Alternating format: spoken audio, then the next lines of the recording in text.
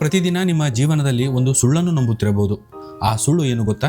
ನಾನು ಇಷ್ಟೇ ಮಾಡಬಲ್ಲೆ, ನಾನು ಇಷ್ಟು ಗಂಟೆ ಮಾತ್ರ ಓದಬಲ್ಲೆ, ನಾನು ಇಷ್ಟು ದೂರ ಮಾತ್ರ ಓಡಬಲ್ಲೆ, ನಾನು ಇಷ್ಟು ಕಷ್ಟವನ್ನು ಮಾತ್ರ ಸಹಿಸಬಲ್ಲೆ, ನಾನು ಇಂತಹ ಪರಿಸ್ಥಿತಿಯಿಂದ ಹೊರಬರಲು ಸಾಧ್ಯವಿಲ್ಲ, ನನ್ನ ಜೀವನವೇ ಹೀಗಿದೆ. ಆದರೆ ಒಂದು ಪ್ರಶ್ನೆ, ನಿಮಗೆ ನಿಜವಾಗಿಯೂ ನಿಮ್ಮ ಮಿತಿ ಗೊತ್ತಿದೆಯಾ, ಅಥವಾ ನಿಮ್ಮ ಮನಸ್ಸು ನಿಮಗೆ ಒಂದು ಮಿತಿಯನ್ನು ತೋರಿಸಿ ಇಲ್ಲಿಗೆ ಸಾಕು ಎಂದು ಹೇಳುತ್ತಿದೆಯಾ? ಡೇವಿಡ್ ಗೋಗಿನ್ಸ್ ಅವರ ಕಾಂಟ್ ಹರ್ಟ್ ಮೀ ಪುಸ್ತಕದ ಮೂಲ ಪ್ರಶ್ನೆಯೇ ಇದು. ಇಂದು ನಾವು ನಮ್ಮ ಚಾನೆಲ್ನಲ್ಲಿ ಡೇವಿಡ್ ಗೋಗಿನ್ಸ್ ಅವರು ಬರೆದ ಅವರ ಆತ್ಮಚರಿತ್ರೆಯಾದ ಕಾಂಟ್ ಹರ್ಟ್ ಮೀ ಎಂಬ ಪುಸ್ತಕದ ಬಗ್ಗೆ ತಿಳಿದುಕೊಳ್ಳೋಣ. ನೀವು ನಮ್ಮ ಚಾನೆಲ್ಗೆ ಇದೇ ಮೊದಲ ಬಾರಿಗೆ ಬಂದಿದ್ದರೆ ದಯವಿಟ್ಟು ನಮ್ಮ ಚಾನೆಲನ್ನು ಸಬ್ಸ್ಕ್ರೈಬ್ ಮಾಡಿ, ನಿಮ್ಮ ಸ್ನೇಹಿತರೊಂದಿಗೆ ಹಂಚಿಕೊಳ್ಳಿ. ಜೊತೆಗೆ ನಿಮ್ಮ ಅನಿಸಿಕೆ ಅಭಿಪ್ರಾಯಗಳನ್ನು ಕಾಮೆಂಟ್ ಸೆಕ್ಷನ್ನಲ್ಲಿ ಬರೆಯಿರಿ. ನಿಮ್ಮ ಜೀವನವನ್ನು ಅತ್ಯುತ್ತಮ ಮಾಡುವುದೇ ನಮ್ಮ ಗುರಿ. ಮನುಷ್ಯನ ದೇಹಕ್ಕಿಂತ ಮೊದಲು ಅವನ ಮನಸ್ಸೇ ಸೋಲುತ್ತದೆ. ದೇಹ ಇನ್ನೂ ಮಾಡಬಲ್ಲ ಸಾಮರ್ಥ್ಯ ಹೊಂದಿದ್ದರೂ ಮನಸ್ಸು ಸಾಕು, ಇನ್ನೂ ಬೇಡ ಎಂದು ಹೇಳುತ್ತದೆ. ಆ ಕ್ಷಣದಲ್ಲಿ ಬಹುತೇಕ ಜನರು ನಿಲ್ಲುತ್ತಾರೆ. ಆದರೆ ಗೋಗಿನ್ಸ್ ಹೇಳುವ ಪಾಠ ಏನೆಂದರೆ, ನೀವು ನಿಮ್ಮ ಮನಸ್ಸು ಹೇಳುವ ಪ್ರತಿಯೊಂದು ಮಾತನ್ನು ನಂಬಬೇಕಾಗಿಲ್ಲ. ಹಾಗಾದರೆ ಈ ಗೋಗಿನ್ಸ್ ಯಾರು? ಅವರ ಜೀವನ ಹೇಗಿತ್ತು ಮತ್ತು ತನ್ನ ಜೀವನವನ್ನು ಬದಲಾಯಿಸಲು ಅವರು ಏನು ಮಾಡಿದರು? ಅದಕ್ಕಿಂತ ಮುಖ್ಯವಾಗಿ ನಮ್ಮ ಜೀವನದಲ್ಲಿ ಈ ಪುಸ್ತಕದ ಪಾಠಗಳನ್ನು ಹೇಗೆ ಬಳಸಬಹುದು, ಇದನ್ನೇ ಈಗ ನೋಡೋಣ. ಪಾಠ 1, ಜೀವನ ನಿಮಗೆ ನ್ಯಾಯ ಕೊಡುತ್ತದೆ ಎಂದು ಕಾಯಬೇಡಿ. ಡೇವಿಡ್ ಗೋಗಿನ್ಸ್ ಅವರ ಬಾಲ್ಯ ಸುಲಭವಾಗಿರಲಿಲ್ಲ. ಅವರ ಕುಟುಂಬದಲ್ಲಿ ಬಡತನ, ಭಯ ಮತ್ತು ಹಿಂಸೆಯ ವಾತಾವರಣವಿತ್ತು. ತಂದೆಯ ವರ್ತನೆ ಕುಟುಂಬದ ಮೇಲೆ ದೊಡ್ಡ ಪರಿಣಾಮ ಬೀರಿತು. ಬಾಲ್ಯದಲ್ಲಿ ಅವರು ಅನೇಕ ಕಠಿಣ ಅನುಭವಗಳನ್ನು ಎದುರಿಸಿದರು. ಇಂತಹ ಪರಿಸ್ಥಿತಿಯಲ್ಲಿ ಒಬ್ಬ ವ್ಯಕ್ತಿ 2 ರೀತಿಯಲ್ಲಿ ಬೆಳೆಯಬಹುದು. ಒಂದು, ನನ್ನ ಜೀವನ ಹಾಳಾಗಲು ಕಾರಣ ನನ್ನ ಪರಿಸ್ಥಿತಿಗಳು ಎಂದು ಹೇಳಬಹುದು. ಇನ್ನೊಂದು, ನನಗೆ ನಡೆದದ್ದನ್ನು ನಾನು ಬದಲಾಯಿಸಲು ಸಾಧ್ಯವಿಲ್ಲ, ಆದರೆ ಅದರ ನಂತರ ನಾನು ಏನು ಮಾಡುತ್ತೇನೆ ಎಂಬುದನ್ನು ನಾನು ನಿರ್ಧರಿಸಬಹುದು ಎಂದು ಹೇಳಬಹುದು. ಗೋಗಿನ್ಸ್ 2ನೇ ದಾರಿಯನ್ನು ಆರಿಸಿಕೊಂಡರು. ಪುಸ್ತಕದ ಮೊದಲ ದೊಡ್ಡ ಪಾಠ, ನಿಮ್ಮ ಭೂತಕಾಲ ನಿಮ್ಮ ತಪ್ಪಾಗಿರಬಹುದು, ಆದರೆ ನಿಮ್ಮ ಭವಿಷ್ಯದ ಜವಾಬ್ದಾರಿ ನಿಮ್ಮದೇ ಆಗಿರುತ್ತದೆ. ನಿಮ್ಮ ಕುಟುಂಬ ಹೇಗಿತ್ತು, ನಿಮ್ಮ ಶಾಲೆ ಹೇಗಿತ್ತು, ನಿಮ್ಮ ಬಳಿ ಹಣ ಇದೆಯಾ, ಇತರರು ನಿಮಗೆ ಅವಕಾಶ ಕೊಟ್ಟರಾ, ಇವೆಲ್ಲವೂ ನಿಮ್ಮ ನಿಯಂತ್ರಣದಲ್ಲಿ ಇರುವುದಿಲ್ಲ. ಆದರೆ ಇಂದಿನಿಂದ ನೀವು ಏನು ಮಾಡುತ್ತೀರಿ ಅದು ನಿಮ್ಮ ಕೈಯಲ್ಲಿದೆ. ಪಾಠ 2, ನಾನು ಹೀಗೆಯೇ ಇದ್ದೇನೆ ಎನ್ನುವುದು ಅಪಾಯಕಾರಿ.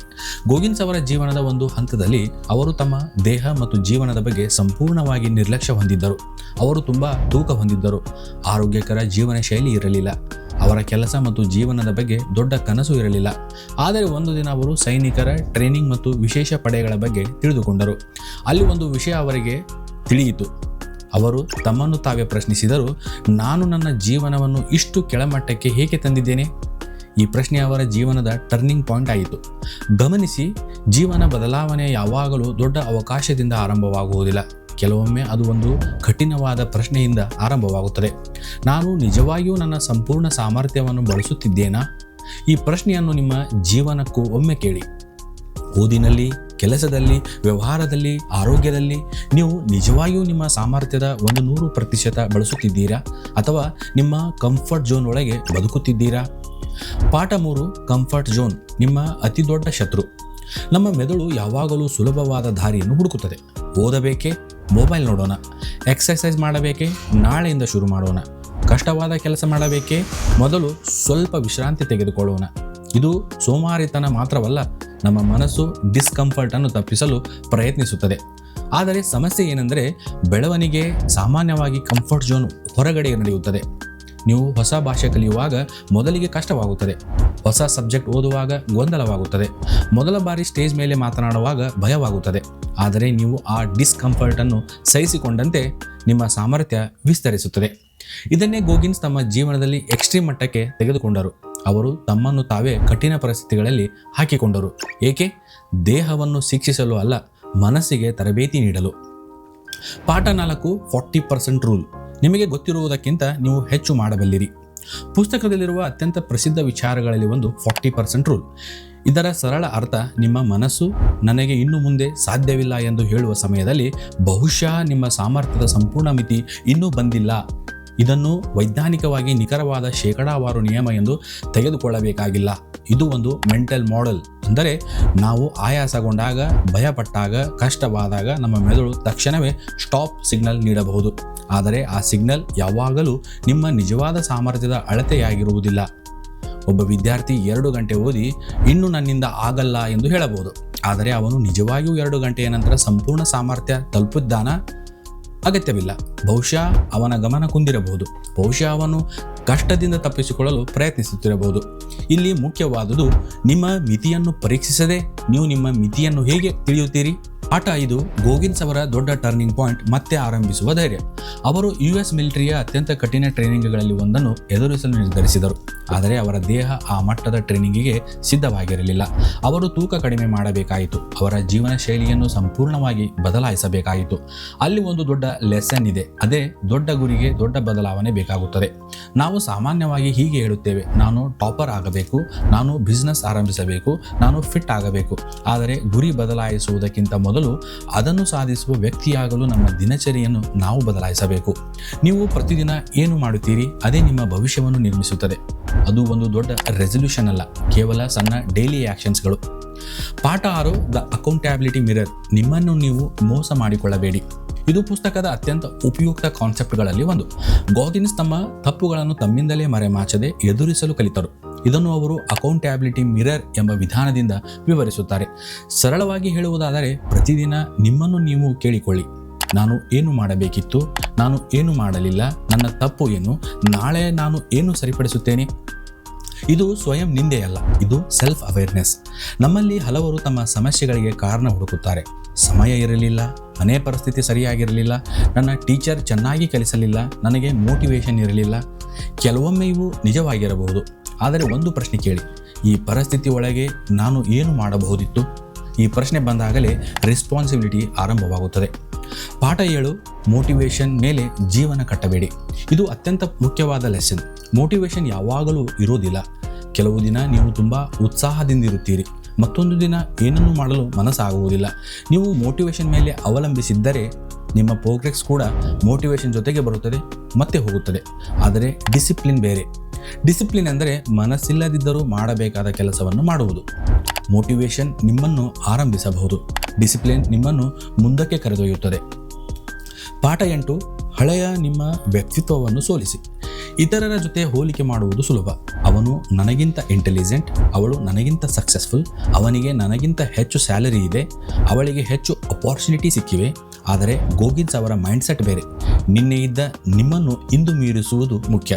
ನಿನ್ನೆ 30 ನಿಮಿಷ ಓದಿದರೆ ಇಂದು 35 ನಿಮಿಷ ಫೋಕಸ್ ಮಾಡಬಹುದೇ? ನಿನ್ನೆ ನೀವು ಒಂದು ಕೆಲಸ ಮುಂದೂಡಿದ್ದೀರಿ, ಇಂದು ಅದನ್ನು ಸಮಯಕ್ಕೆ ಮಾಡಬಹುದೇ? ನಿಮ್ಮ ನಿಜವಾದ ಕಾಂಪಿಟೇಷನ್ ನಿಮ್ಮ ಹಿಂದಿನ ವರ್ಷನ್ ಜೊತೆಗೆ ಇರುತ್ತದೆ. ಪಾಠ 9 ಕುಕ್ಕಿ ಜಾರ್. ನಿಮ್ಮ ಹಳೆಯ ಗೆಲುವುಗಳನ್ನು ನೆನಪಿಸಿಕೊಳ್ಳಿ. ಜೀವನದಲ್ಲಿ ಕಷ್ಟ ಬಂದಾಗ ನಮ್ಮ ಮೆದುಳು ಸಾಮಾನ್ಯವಾಗಿ ಒಂದು ಕೆಲಸ ಮಾಡುತ್ತದೆ, ಅದು ಸಮಸ್ಯೆಯನ್ನೇ ನೋಡುತ್ತದೆ. ಇದು ತುಂಬ ಕಷ್ಟ, ನನ್ನಿಂದ ಆಗುವುದಿಲ್ಲ, ನಾನು ಹಿಂದೆ ಬಿದ್ದಿದ್ದೇನೆ. ಅಂತಹ ಸಮಯದಲ್ಲಿ ಗೋಗಿನ್ಸ್ ಬಳಸಿದ ಮೆಂಟಲ್ ಟೆಕ್ನಿಕ್ಗಳಲ್ಲಿ ಒಂದು ಕುಕ್ಕಿ ಜಾರ್. ಅಂದರೆ ನೀವು ಹಿಂದೆ ಎದುರಿಸಿದ ಕಷ್ಟಗಳು ಮತ್ತು ಗೆಲುವುಗಳನ್ನು ನೆನಪಿಸಿಕೊಳ್ಳುವುದು. ನೀವು ಹಿಂದೆ ಒಂದು ಕಷ್ಟಕರ ಪರೀಕ್ಷೆ ಪಾಸಾಗಿದ್ದೀರಾ, ಒಂದು ದೊಡ್ಡ ಸಮಸ್ಯೆ ಪರಿಹರಿಸಿದ್ದೀರಾ, ಯಾರಾದರೂ ನಿಮ್ಮನ್ನು ಅಂಡರ್ ಎಸ್ಟಿಮೇಟ್ ಮಾಡಿದಾಗ ನೀವು ಪ್ರೂವ್ ಮಾಡಿದ್ದೀರಾ. ಅವುಗಳನ್ನು ನೆನಪಿಸಿಕೊಳ್ಳಿ. ಇದರ ಉದ್ದೇಶ ಈಗೋ ಹೆಚ್ಚಿಸುವುದು ಅಲ್ಲ, ನಿಮ್ಮ ಮೆದುಳಿಗೆ ಒಂದು ಮೆಸೇಜ್ ನೀಡುವುದು. ನಾನು ಇದಕ್ಕೂ ಮುಂಚೆ ಕಷ್ಟಗಳನ್ನು ದಾಟಿದ್ದೇನೆ. ಇದು ಕಾನ್ಫಿಡೆನ್ಸನ್ನು ಹೊರಗಿನಿಂದ ಹುಡುಕುವುದಕ್ಕಿಂತ ನಿಮ್ಮದೇ ಅನುಭವಗಳಿಂದ ನಿರ್ಮಿಸುವ ವಿಧಾನ. ಪಾಠ 10 ನಿಮ್ಮ ಮನಸ್ಸಿನ ಕಥೆಯನ್ನು ಬದಲಾಯಿಸಿ. ನಮ್ಮ ಜೀವನದಲ್ಲಿ ನಡೆಯುವ ಘಟನೆಗಳು ಒಂದು ಭಾಗ, ಆ ಘಟನೆಗಳ ಬಗ್ಗೆ ನಾವು ನಮಗೆ ಹೇಳಿಕೊಳ್ಳುವ ಕತೆ ಮತ್ತೊಂದು ಭಾಗ. ಒಬ್ಬ ವಿದ್ಯಾರ್ಥಿ ಪರೀಕ್ಷೆಯಲ್ಲಿ ಕಡಿಮೆ ಅಂಕ ಪಡೆದನು. ಒಂದು ಕತೆ, ನಾನು ಇಂಟೆಲಿಜೆಂಟ್ ಅಲ್ಲ. ಇನ್ನೊಂದು ಕತೆ, ನನ್ನ ಪ್ರಿಪರೇಷನ್ ಸರಿಯಾಗಿರಲಿಲ್ಲ, ಮುಂದಿನ ಪರೀಕ್ಷೆಗೆ ಸ್ಟ್ರಾಟಜಿ ಬದಲಿಸುತ್ತೇನೆ. ಎರಡು ಒಂದೇ ಘಟನೆ, ಆದರೆ ಎರಡನೆಯ ಕತೆ ಮುಂದಿನ ಆ್ಯಕ್ಷನನ್ನು ಬದಲಿಸುತ್ತದೆ. ಇದು ಪುಸ್ತಕದ ಪ್ರಮುಖ ಸಂದೇಶಗಳಲ್ಲಿ ಒಂದು. ನಿಮ್ಮ ಭೂತಕಾಲವನ್ನು ಬದಲಾಯಿಸಲು ಸಾಧ್ಯವಿಲ್ಲ, ಆದರೆ ಅದಕ್ಕೆ ನೀವು ಕೊಡುವ ಅರ್ಥವನ್ನು ಬದಲಾಯಿಸಬಹುದು. ನೀವು ಸೋಲು ನಿಮ್ಮ ಐಡೆಂಟಿಟಿ ಅಲ್ಲ, ಅದು ಡಾಟಾ, ಅದು ಫೀಡ್ಬ್ಯಾಕ್, ಅದು ಮುಂದಿನ ಪ್ರಯತ್ನಕ್ಕೆ ಇನ್ಫಾರ್ಮೇಷನ್. ಪಾಠ 11 ಕಷ್ಟವನ್ನು ತಪ್ಪಿಸುವ ಬದಲು ಅದರಿಂದ ಕಲಿಯಿರಿ. ನಮ್ಮ ಸಹಜ ಪ್ರತಿಕ್ರಿಯೆ ಏನು? ಕಷ್ಟ ಬಂದರೆ ತಪ್ಪಿಸಿಕೊಳ್ಳುವುದು. ಡಿಫಿಕಲ್ಟ್ ಸಬ್ಜೆಕ್ಟ್ ಬಿಡಿ, ಹಾರ್ಡ್ ಕನ್ವರ್ಷನ್ ಮುಂದೂಡೋಣ, ಫೇಲ್ಯೂರ್ ಮರೆತು ಬಿಡೋಣ. ಆದರೆ ನೀವು ಪ್ರತಿ ಬಾರಿ ಕಷ್ಟದಿಂದ ಓಡಿದಾಗ ನಿಮ್ಮ ಮೆದುಳು ಒಂದು ಲೆಸನ್ ಕಲಿಯುತ್ತದೆ. ಕಷ್ಟ ಬಂದಾಗ ಓಡಬೇಕು. ಅದೇ ಪರಿಸ್ಥಿತಿಯನ್ನು ಎದುರಿಸಿದಾಗ ಮತ್ತೆ ಭಯ ಹೆಚ್ಚುತ್ತದೆ. ಆದರೆ ನೀವು ಕಷ್ಟವನ್ನು ಎದುರಿಸಿದಾಗ ಮೆದುಳು ಮತ್ತೊಂದು ಲೆಸನ್ ಕಲಿಯುತ್ತದೆ. ಇದನ್ನು ನಾನು ಹ್ಯಾಂಡಲ್ ಮಾಡಬಹುದು. ಇದರಿಂದ ಕಾನ್ಫಿಡೆನ್ಸ್ ಹುಟ್ಟುತ್ತದೆ. ಕಾನ್ಫಿಡೆನ್ಸ್ ಮೊದಲು ಬಂದ ನಂತರ ಆ್ಯಕ್ಷನ್ ಮಾಡುವುದಿಲ್ಲ, ಬಹಳ ಬಾರಿ ಆ್ಯಕ್ಷನ್ ಮಾಡಿದ ನಂತರ ಕಾನ್ಫಿಡೆನ್ಸ್ ಬರುತ್ತದೆ. 12 ನಿಮ್ಮನ್ನು ನೀವು ಸಾಬೀತುಪಡಿಸಿಕೊಳ್ಳಬೇಕು, ಇತರರಿಗೆ ಅಲ್ಲ. ಜೀವನದಲ್ಲಿ ಕೆಲವೊಮ್ಮೆ ಯಾರಾದರೂ ನಿಮ್ಮನ್ನು ಕಡಿಮೆ ಅಂದಾಜು ಮಾಡುತ್ತಾರೆ. ಅದು ನೋವು ಕೊಡಬಹುದು. ಆ ನೋವನ್ನು ಮೋಟಿವೇಶನ್ ಆಗಿ ಬಳಸಬಹುದು. ಆದರೆ ಒಂದು ಅಪಾಯವಿದೆ. ನೀವು ಜೀವನ ಪೂರ್ತಿ ಇತರರಿಗೆ ಪ್ರೂವ್ ಮಾಡಲು ಪ್ರಯತ್ನಿಸಿದರೆ ನಿಮ್ಮ ಜೀವನದ ಸ್ಟೇರಿಂಗ್ ವೀಲ್ ಅವರ ಕೈಯಲ್ಲಿರುತ್ತದೆ. ಯಾರಾದರೂ ನಿಮ್ಮನ್ನು ಇನ್ಸಲ್ಟ್ ಮಾಡಿದರೆ ನೀವು ಕೆಲಸ ಮಾಡುತ್ತೀರಿ. ಯಾರಾದರೂ ನಿಮ್ಮನ್ನು ಹೊಗಳಿದರೆ ನೀವು ನಿಲ್ಲುತ್ತೀರಿ. ಅದು ಫ್ರೀಡಮ್ ಅಲ್ಲ. ಆದ್ದರಿಂದ ಗೋಗಿನ್ಸ್ ಅವರ ಜರ್ನಿಯಿಂದ ಮತ್ತೊಂದು ಲೆಸನ್: ಕೊನೆಗೆ ನೀವು ನಿಮ್ಮನ್ನೇ ಸಾಬೀತುಪಡಿಸಿಕೊಳ್ಳಬೇಕು. ನಿನ್ನೆಗಿಂತ ಇಂದು ಉತ್ತಮವಾಗಿದ್ದೀರಾ? ನಿಮ್ಮ ಮಾತನ್ನು ನೀವು ಪಾಲಿಸುತ್ತಿದ್ದೀರಾ? ನೀವು ನಿಮ್ಮ ಗುರಿಗೆ ನಿಷ್ಠರಾಗಿದ್ದೀರಾ? ಅದು ಮುಖ್ಯ. ಪಾಠ 13: ಕ್ಯಾಲೆಸ್ಡ್ ಮೈಂಡ್. ಮನಸ್ಸಿಗೂ ಮಸಲ್ಸ್ ಇವೆ. ನೀವು ಜಿಮ್ಗೆ ಹೋದಾಗ ಮೊದಲ ದಿನವೇ ಹೆವಿ ವೇಟ್ ಎತ್ತಲು ಸಾಧ್ಯವಿಲ್ಲ. ದೇಹ ಕ್ರಮೇಣ ಅಡಾಪ್ಟ್ ಆಗುತ್ತದೆ. ಅದೇ ರೀತಿ ಮನಸ್ಸು ಡಿಸ್ಕಂಫರ್ಟ್ ಅಡಾಪ್ಟ್ ಆಗುತ್ತದೆ. ಮೊದಲ ದಿನ 20 ನಿಮಿಷ ಕಾನ್ಸಂಟ್ರೇಷನ್ ಕಷ್ಟವಾಗಬಹುದು, ಆದರೆ ಪ್ರತಿದಿನ ಅಭ್ಯಾಸ ಮಾಡಿದರೆ ಫೋಕಸ್ ಹೆಚ್ಚಬಹುದು. ಮೊದಲ ಬಾರಿ ಪಬ್ಲಿಕ್ ಸ್ಪೀಕಿಂಗ್ ಭಯಾನಕವಾಗಬಹುದು, ಆದರೆ ಪುನಃ ಮಾತನಾಡಿದಂತೆ ನರ್ವಸ್ ಕಡಿಮೆಯಾಗುತ್ತದೆ. ಮೊದಲ ಫೇಲ್ಯೂರ್ ತುಂಬ ನೋವು ಕೊಡಬಹುದು, ಆದರೆ ಪ್ರತಿಯೊಂದು ಫೇಲ್ಯೂರ್ನಿಂದ ಕಲಿತಂತೆ ರೆಸಿಲಿಯನ್ಸ್ ಬೆಳೆಯುತ್ತದೆ. ಇದನ್ನೇ ಕ್ಯಾಲೆಸ್ಡ್ ಮೈಂಡ್ ಎಂಬ ಕಾನ್ಸೆಪ್ಟ್ ಮೂಲಕ ಅರ್ಥ ಮಾಡಿಕೊಳ್ಳಬಹುದು. ಕಷ್ಟದಿಂದ ತಪ್ಪಿಸಿಕೊಳ್ಳುವ ಮೂಲಕ ಮನಸ್ಸು ಬಲವಾಗುವುದಿಲ್ಲ. ಕಷ್ಟವನ್ನು ಸರಿಯಾದ ರೀತಿಯಲ್ಲಿ ಎದುರಿಸುವ ಮೂಲಕ ಅದು ಬಲವಾಗುತ್ತದೆ. ಪಾಠ 14: ಒಂದು ಮುಖ್ಯ ಎಚ್ಚರಿಕೆ. ಇಲ್ಲಿ ಒಂದು ವಿಷಯ ಅರ್ಥ ಮಾಡಿಕೊಳ್ಳಬೇಕು. ಈ ಪುಸ್ತಕದ ಮೆಸೇಜನ್ನು ನೋವು ಬಂದರೂ ಯಾವಾಗಲೂ ಪುಷ್ ಮಾಡಬೇಕು ಎಂದು ತಪ್ಪಾಗಿ ಅರ್ಥ ಮಾಡಿಕೊಳ್ಳಬಾರದು. ದೇಹದ ನೋವು, ಆರೋಗ್ಯ ಸಮಸ್ಯೆ, ಗಾಯ ಅಥವಾ ಅಪಾಯವನ್ನು ನಿರ್ಲಕ್ಷಿಸುವುದು ಸ್ಟ್ರೆಂತ್ ಅಲ್ಲ. ಡಿಸಿಪ್ಲಿನ್ ಎಂದರೆ ಅಂದವಾಗಿ ನಿಮ್ಮನ್ನು ಹಿಂಸಿಸುವುದಲ್ಲ. ನಿಮ್ಮ ಸಾಮರ್ಥ್ಯವನ್ನು ವಿಸ್ತರಿಸುವುದು ಮತ್ತು ನಿಮ್ಮನ್ನು ಹಾನಿಗೊಳಿಸುವುದರ ನಡುವೆ ವ್ಯತ್ಯಾಸವಿದೆ. ಯಾವಾಗ ಪುಷ್ ಮಾಡಬೇಕು, ಯಾವಾಗ ರೆಸ್ಟ್ ಮಾಡಬೇಕು, ಯಾವಾಗ ಸ್ಟ್ರಾಟಜಿ ಬದಲಿಸಬೇಕು, ಯಾವಾಗ ಸಹಾಯ ಕೇಳಬೇಕು ಎಂಬುದನ್ನು ತಿಳಿದುಕೊಳ್ಳುವುದು ನಿಜವಾದ ಮೆಂಟಲ್ ಟಫ್ನೆಸ್. ಪಾಠ 15: ನಿಮ್ಮ ಗುರಿ ದೊಡ್ಡದಿದ್ದರೆ ಅದಕ್ಕೆ ಬೆಲೆ ಇರುತ್ತದೆ. ನಾವು ದೊಡ್ಡ ಫಲಿತಾಂಶಗಳನ್ನು ಬಯಸುತ್ತೇವೆ, ಆದರೆ ಅದರ ಬೆಲೆ ಕೊಡಲು ಇಷ್ಟಪಡುವುದಿಲ್ಲ. ಟಾಪ್ ಮಾರ್ಕ್ಸ್ ಬೇಕು, ಆದರೆ ಕನ್ಸಿಸ್ಟೆನ್ಸಿ ಸ್ಟಡಿ ಬೇಡ. ಬಿಸ್ನೆಸ್ ಸಕ್ಸಸ್ ಬೇಕು, ಆದರೆ ಅನ್ಸರ್ಟನಿಟಿ ಬೇಡ. ಫ್ರೀಡಮ್ ಬೇಕು, ಆದರೆ ರೆಸ್ಪಾನ್ಸಿಬಿಲಿಟಿ ಬೇಡ.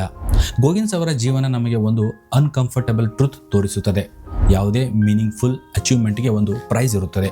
ಅದು ಸಮಯವಾಗಿರಬಹುದು, ಅಥವಾ ಒಂದು ಕಂಫರ್ಟ್ ಆಗಿರಬಹುದು, ಅಥವಾ ಫೇಲ್ಯೂರ್ ಆಗಿರಬಹುದು, ಅಥವಾ ರಿಪೀಟ್ ಎಫರ್ಟ್ ಆಗಿರಬಹುದು. ಪ್ರಶ್ನೆ: ನಿಮ್ಮ ಗುರಿಗಾಗಿ ನೀವು ಯಾವ ಬೆಲೆ ಕೊಡಲು ಸಿದ್ಧ? ಪಾಠ 16: ಸ್ಟೇ ಹಾರ್ಡ್ ಎಂದರೆ ಏನು?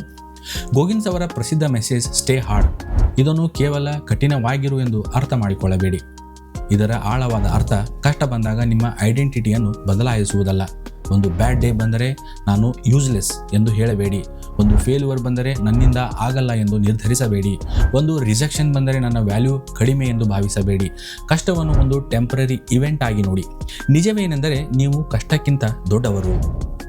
ಪಾಠ 17: ನಿಮ್ಮ ಜೀವನಕ್ಕೆ ನಿಮ್ಮದೇ ಸ್ಟ್ಯಾಂಡರ್ಡ್ ಇರಲಿ.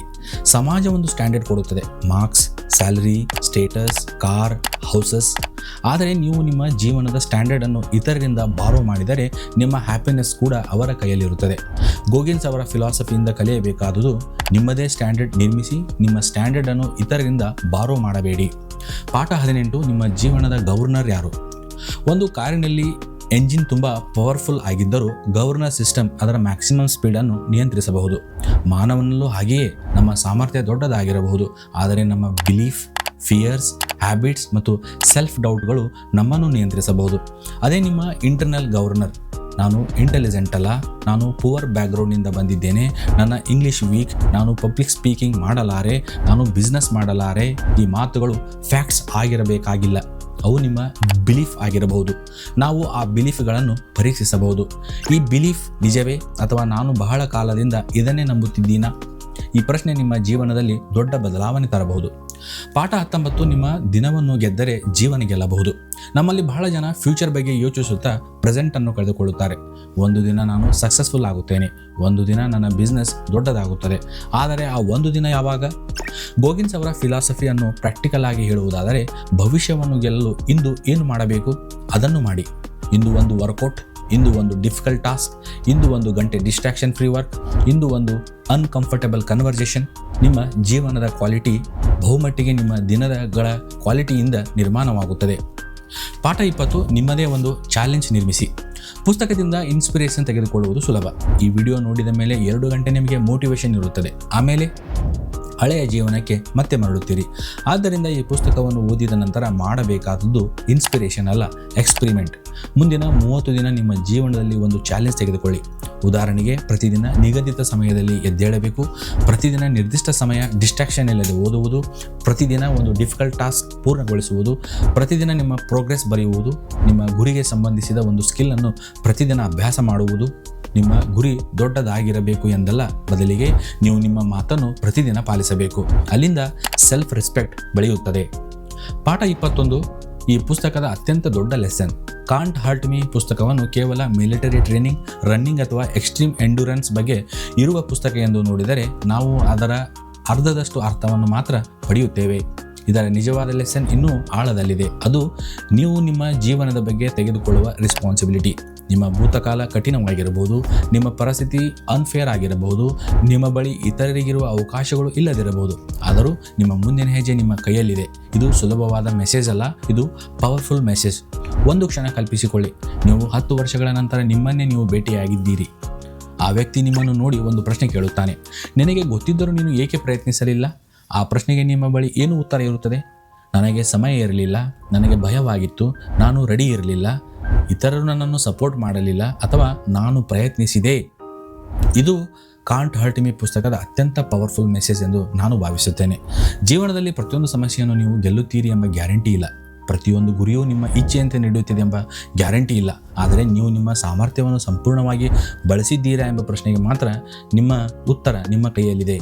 ನಿಮ್ಮ ಜೀವನವನ್ನು ಬದಲಿಸುವ ದಿನ ಯಾವುದೋ ಮ್ಯಾಜಿಕಲ್ ಡೇ ಆಗಿರಬೇಕಾಗಿಲ್ಲ, ಅದು ಇಂದೇ ಆಗಿರಬಹುದು.